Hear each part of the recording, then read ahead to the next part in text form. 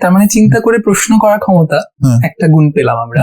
আরেকটা হচ্ছে হীনমন্যতায় না ভুগে বরঞ্চ হচ্ছে আত্মবিশ্বাসী হয়ে ওঠা এবং লেগে থাকার মাধ্যমেই তো আত্মবিশ্বাসটা আসবে। কিন্তু স্যার আপনি যে এক্সাম্পলটা দিচ্ছিলেন যে ওর যখন টার্গেটটা ফিক্সড থাকে, ও শুরুতে ধাক্কিয়ে যেতে চায়, তারপর হামাগুড়ি দিয়ে যেতে চায়, তারপর হাঁটা শিখে যেতে চায়। তো এই যে টার্গেটটা যেটা, তো আমার তো আসলে একটা চাকরি করা কিংবা জাস্ট বিজনেস করে টাকা কামানো, এটা তো আলটিমেট গোল না হয়তো না।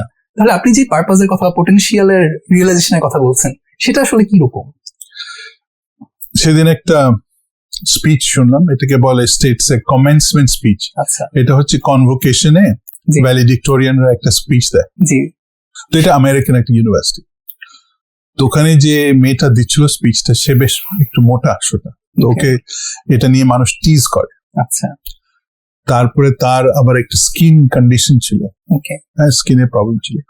সো এই প্রবলেমটা সে সলভ করতে গিয়ে সে নিজে কিছু বানাইছে, মানে হোমমেড মেকআপ বানাইছে। তো সেই চিন্তা করলো যে এটা দিয়ে ব্যবসা করা যায়, অন্য মানুষকে বিক্রি করা যায়, কিন্তু কেউ ওর প্রোডাক্ট নিচ্ছে না। আচ্ছা, হ্যাঁ, সবাই রিজেক্ট করে দিচ্ছে, কিন্তু সে লেগেই থাকতো, বারবার ডিপ্রেসড হয়ে যেত, কিন্তু নিজেকে সে বোঝাতো না আমি পারবো। হ্যাঁ, হয়তো যে মানুষটা রিজেক্ট করছে সে হয়তো আমার লাইফের পার্টনার, রাইট, ঠিক আছে, হয়তো আমার জন্য আরো ভালো কিছু রাখছেন আল্লাহ। তো এরকম চিন্তা করতে করতে সে ফাইনালি তার কোম্পানিতে 1000 লোক হয়েছিল, 1000 এমপ্লয়ি হয়ে গেছে, এবং তার লরিয়েল বোধহয় তার কোম্পানিকে মানে অনেক বিলিয়ন ডলার দিয়ে কিনে ফেলছে। কিন্তু তার জার্নিটা ডিসক্রাইব করছিল যে কত সে রাস্তায় পথে অনেক সমস্যা ফেস করছে, কিন্তু কোনোদিন গিভ আপ করেনি। হ্যাঁ, তো কিন্তু এখানে এই গল্পের মধ্যে আরেকটা জিনিস আছে, সে যেটা এমফাসিস দিচ্ছে যে আমাদের সৃষ্টিকর্তা প্রত্যেককে ইউনিক বানাইছে, পুরো ইউনিভার্সের মধ্যে একই মানুষ নাই আমার। হ্যাঁ, তার মানে ইউনিক কিছু কোয়ালিটিস আছে, ইউনিক কিছু চিন্তা আছে, আর সেই ইউনিক চিন্তার অপরচুনিটিটাও আল্লাহ সৃষ্টি করে দিছে। তো আমি যদি লেগে থাকি তাহলে কিন্তু সেটা আমি পাবো সেই স্যাটিসফ্যাকশন। ওই যে বললাম সবই পোটেনশিয়াল, আমার পার্সোনালিটিটাও পোটেনশিয়াল, আমার স্কিলসটাও পোটেনশিয়াল, সবই পোটেনশিয়াল। আমি নিজের কথা বলি, আমি অ্যাজ এ টিচার স্টার্ট করলাম, এই ও লেভেল কম্পিউটিং নিয়ে আসছিলাম প্রথম বাংলাদেশে।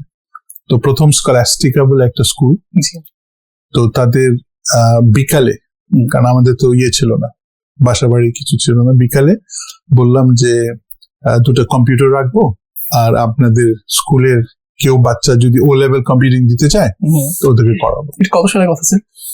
এটা ছিল 92। অনেক আগে। তখন তো কম্পিউটার তো অ্যাভেলেবল ছিল না।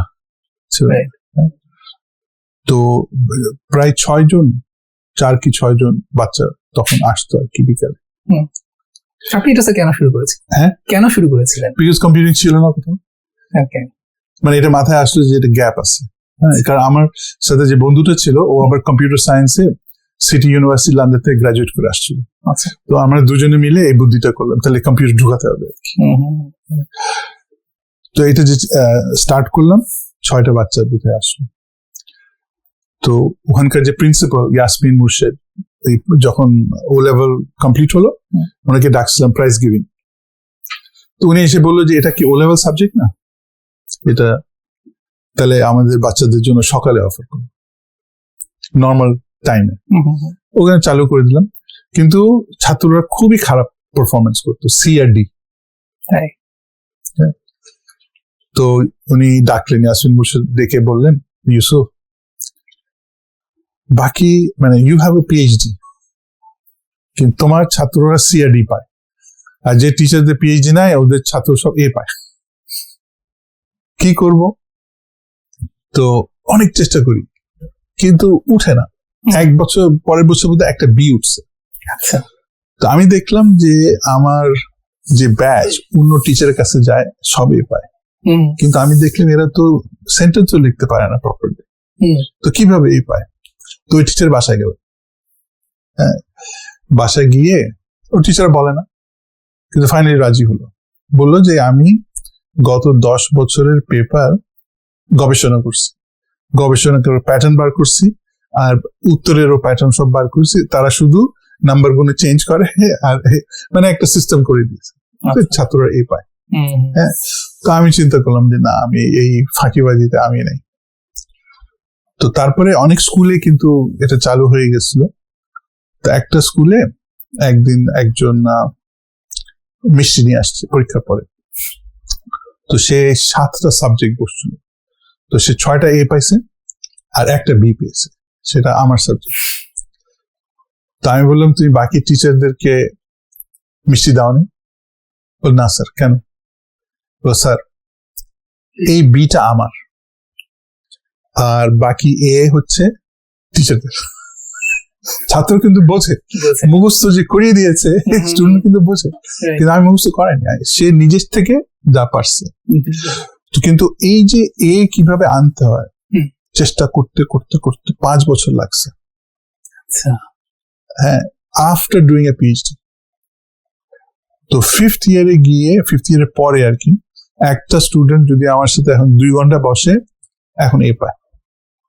কিন্তু এই প্রসেসটা বুঝতে it took me 5 years after a PhD. So আমি যেটা বলতে চাচ্ছি যে লাইফ ইজ কোনো জিনিস সহজ না। পোটেনশিয়াল রাখছেন আল্লাহ, কিন্তু you have to work for it. ঠিক আছে, ওয়ার্ক করলে তুমি তৃপ্তি পাবে, আন্ডারস্ট্যান্ডিং হবে, সবই পাবে। হ্যাঁ, মানে যে বাচ্চাকে তার মা বাপ ধরো পা দিয়ে দাঁড়া করলো যে তুই আমার সন্তান, সেজন্য সবার আগে হাঁটবি, তো পা টেনে বললো এইভাবে দাঁড়াতে হয়, হয়তো মোমেন্টারিলি দাঁড়াবে, কিন্তু তারপরে কি পারবে? পারবে না। তাকে তো নিজে চেষ্টা করে করে জানতে হবে যে কোন মাসেলগুলি কাজ করে। তো এটা হচ্ছে একটা কথা আছে না যে failure is the pillar of success.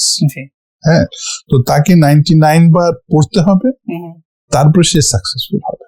তো that is the formula for everything in life. হ্যাঁ,